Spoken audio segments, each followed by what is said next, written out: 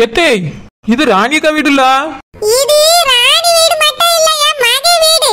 அதான் தே இது உங்க மக வீடுல? ஆமா, அதுக்கு என்ன? எத்தே என்ன எதுக்கு இங்க கூட்டிட்டு வந்தியே?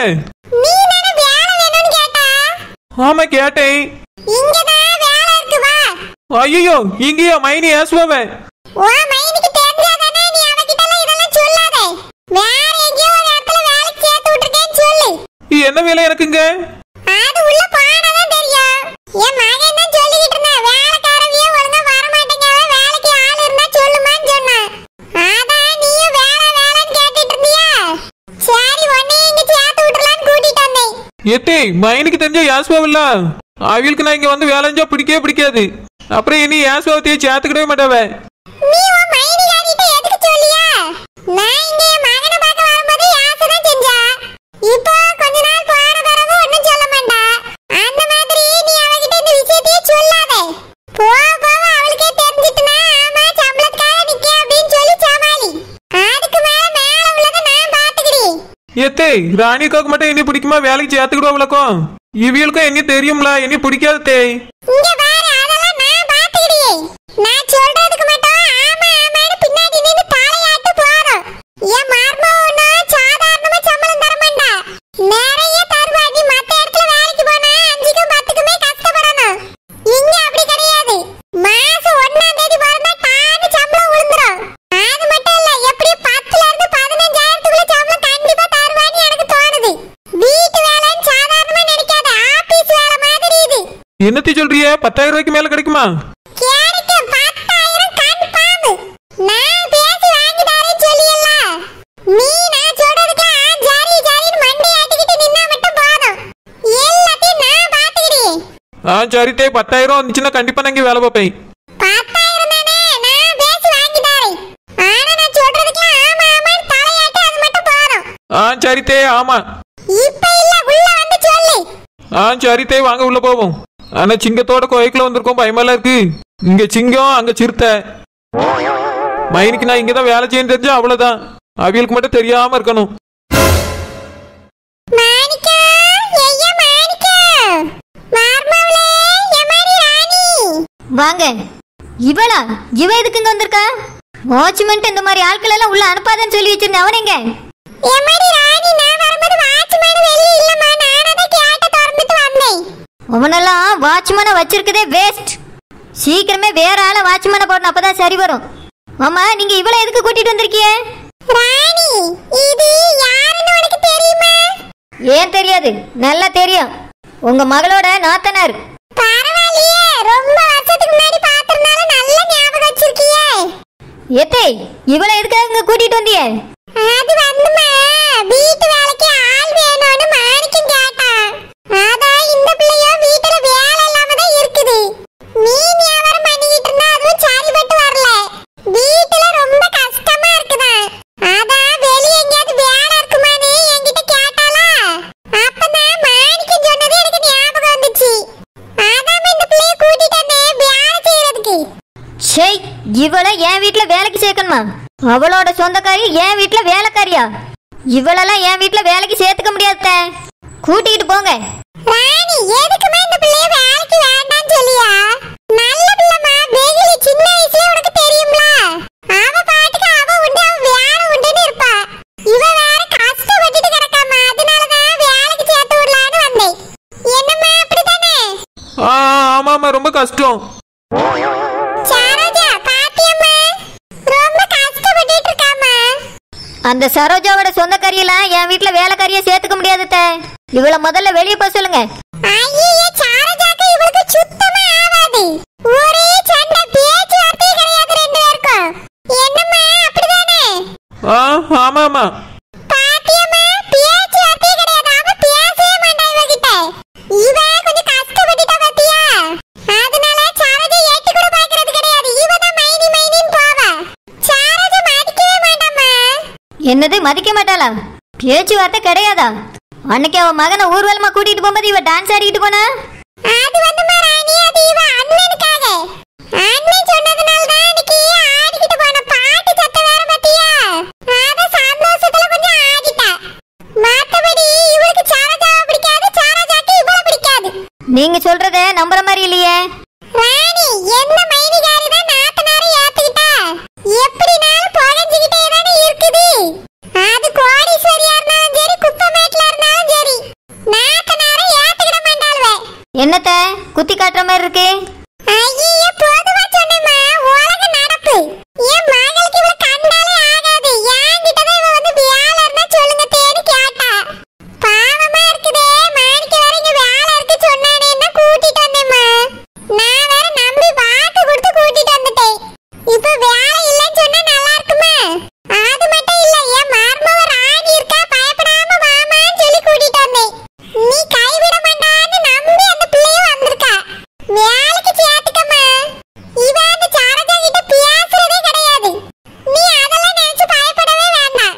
அவ பாட்டுக்கு வருவா, வேலை செஞ்சுட்டு போயிட்டே இருப்பா. அவளுக்கு என்ன வேலை தெரியும்?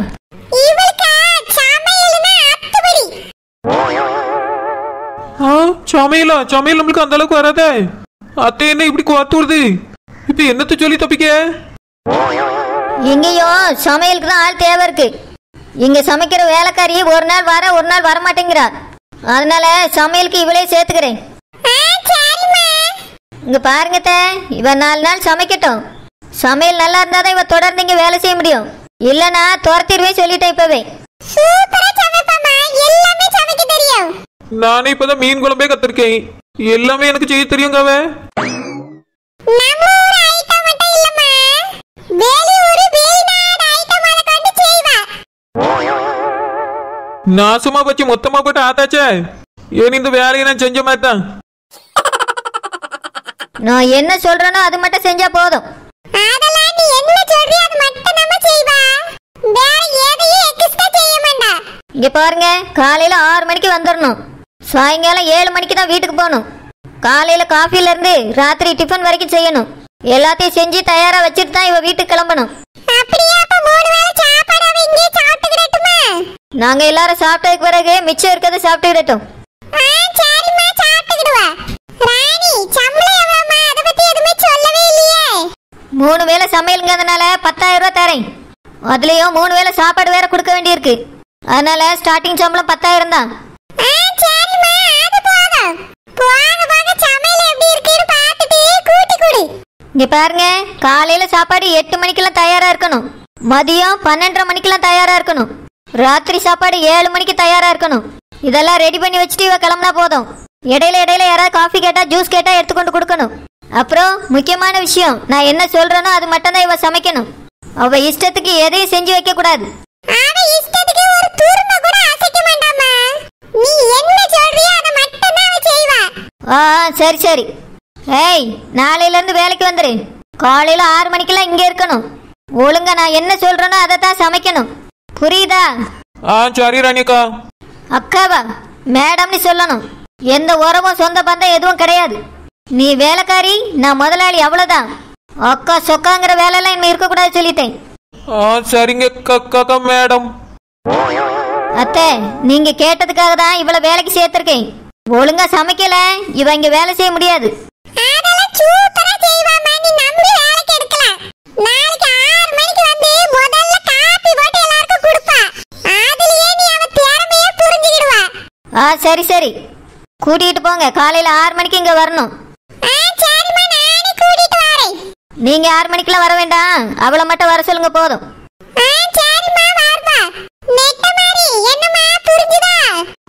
புரிஞ்சுங்க தே. சரிம்மா, வா போவோம். நாளையில இருந்து உனக்கு நல்ல காலம் பிறந்துட்டேன்னு நினைச்சுக்க. சரிங்க தே. அவளுக்கு ஆவாதவளா இவ? அப்படின்னா இவளை கண்டிப்பா வேலைக்கு வச்சுக்கலாம். என்னைக்காவது ஒரு நாள் யூஸ் ஆவா. ஏத்தே, என்ன தேவிட்ட எனக்கு சமைக்க தெரியும்னு சொல்லிட்டிய? எனக்கு சமைக்க வராது தே. ஏதோ ஒரு குழம்புன்னு வைப்பேன். எங்க வீட்டுல மட்டும் எப்படியும் அட்ஜஸ்ட் பண்ணி சாப்பிடுவாவே. மற்றபடி ராணியக்கா சாப்பிடுற மாதிரி நல்ல சமையல்லாம் வராது தே. நீங்க வேற உள்ளூர் சமையல் மட்டும் இல்லாம வெளிநாட்டு சமையல்லாம் சமைப்பான்னு சொல்லிவிட்டிய. எனக்கு அதெல்லாம் வராது தே. என்னத்தே பண்றது? சமையல்ங்கிறது ஒண்ணும் பெரிய விஷயம் கிடையாது. எந்தெந்த பொருளை எவ்வளவு எவ்வளவு எப்ப சேர்க்கணும் தெரிஞ்சா மட்டும் போதும். எந்தெந்த பொருளை எப்ப சேர்க்கணும் யார் சொல்லி தரது? கையில எதுக்கு இவ்வளவு பெரிய நீளமான போன் வச்சிருக்க? அதுல பார்த்தாலே எல்லாம் தெரிஞ்சிரும் சொல்லியாவே. நீ அத பார்த்து சமைச்சு கொடு. அத பார்த்து நீ சமையல கத்துக்க. வீட்டுக்கு போறால ஒரு 4-5 ஏத்தே நான் செய்யறதெல்லாம் அவிய சாப்பிட மாட்டாவத்தே. அவிய சொல்லியே தான் நான் சமைக்கணும்னு சொன்னாவே. அவிய என்ன சமைக்க சொல்லுவான்னு எனக்கு என்ன தெரியும்? அப்படி என்ன சொல்லிரவா? ஒரு 4 குழம்பு தான் இருக்கு, 4 டிபன் தான் இருக்கு. அத தான் திரும்ப திரும்ப மாத்தி மாத்தி சமைக்கணும். அத மட்டும் நீ ஒழுங்கா கத்துக்கிட்டு வந்தாலே போதும்.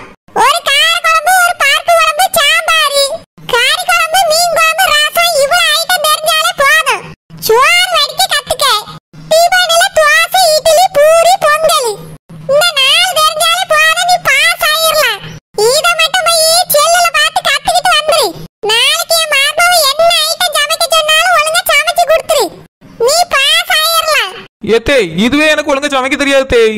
உனக்கு என்ன தெரியுதோ அதை செய்யின்னு சொல்லிட்டேன்ல. செல்லுல பார்த்து சமைச்சு கொடு.